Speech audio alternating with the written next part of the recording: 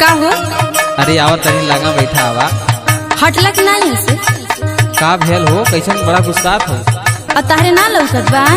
का भेल? का भेल ना? पहले हमार बात सुना। सुनावा का कहत? बैठल ना जाता, उठल ना जाता, चलल ना जाता डगरिया हो।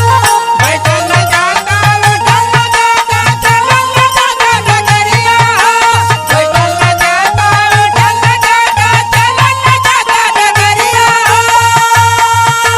बैठल ना जाता, उठल ना जाता, चलल ना जाता डगरिया हो। चलल ना जाता डगरिया हो। भइल बा बड़वा जोरिए राजा सकत न तोहरे पजरिया हो।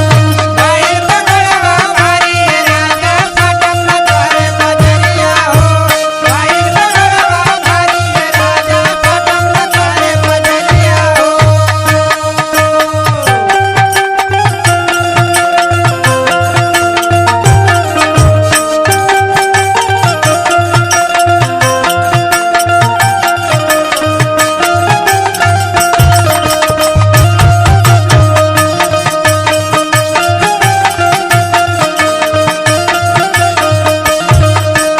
अरे तो का भेल? भारी भेल आवा ना बैठले सुतले में का होत है? कहा था ने जितना कही उतने करा। सुना सुनावा।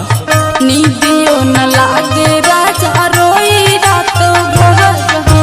रोए रात भर हम रोए रात भर।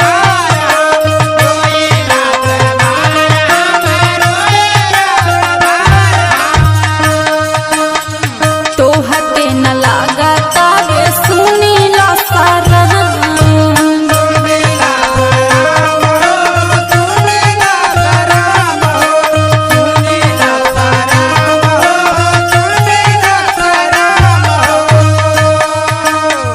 नींदियो न लागे राजा रोई रात भर हो। तो हते न लागो तवे तानी को सारा। और सुना सुनत है बोला। जिद मत कराए मोरे राजा सुतब न तोहरे से जरिया हो।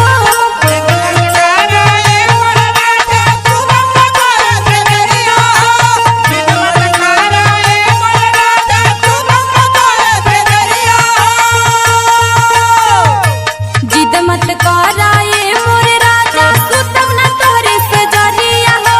सुतब न तोहरे से जरिया हो। भइल बकोड़ा भर ये राजा सकत न तोहरे पजरिया हो।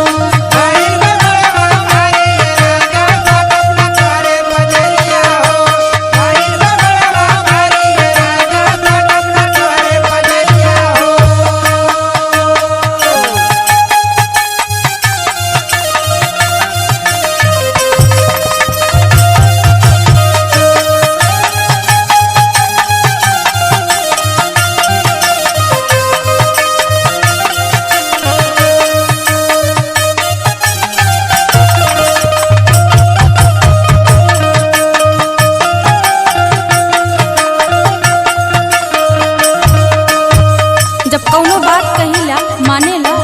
अरे कौन